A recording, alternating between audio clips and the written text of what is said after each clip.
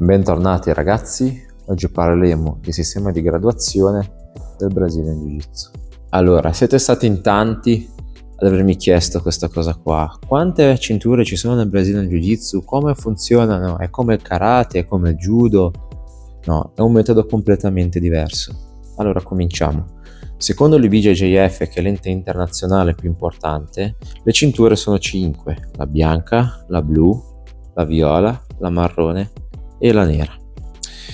Per le prime 4 cinture la graduazione funziona in un modo, mentre dalla cintura nera in poi la graduazione funziona in un modo diverso.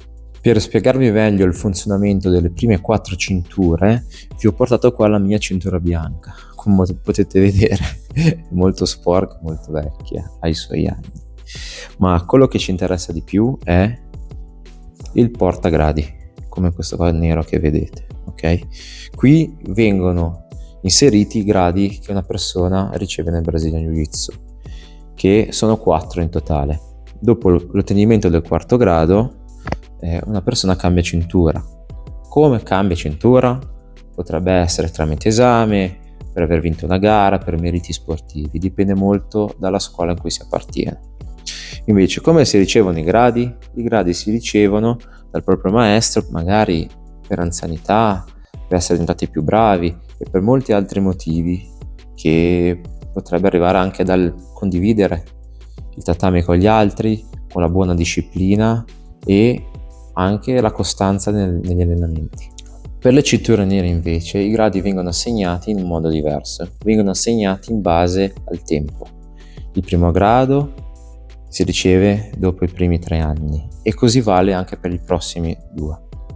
Dal 4º grado in poi vengono assegnati dopo 5 anni uno dall'altro, mentre arrivati al 7º grado, invece che assegnare semplicemente un altro grado alla cintura, viene data la cintura nera e rossa, mentre dall'8º grado viene data la cintura bianca e rossa, mentre al 9º e 10º grado, che è riservato a pochi, vengono assegnate la cintura rossa, molte delle volte data solo alla famiglia Gracie.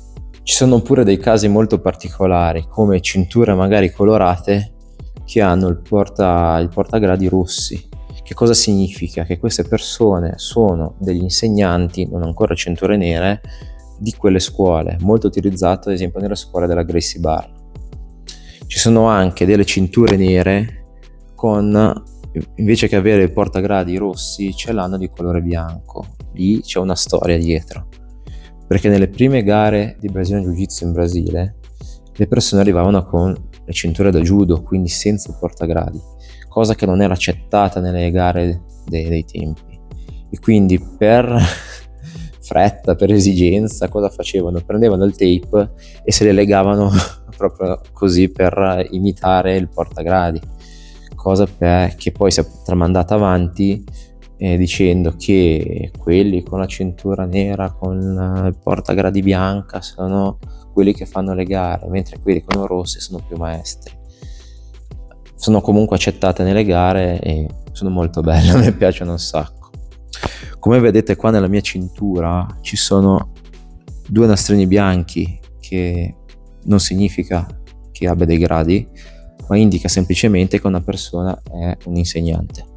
Quindi si indica in questo modo qua e poi si aggiungono i gradi all'interno qui. Spero vi sia piaciuto questo video spiegando le cinture e il sistema di graduazione delle BJJF.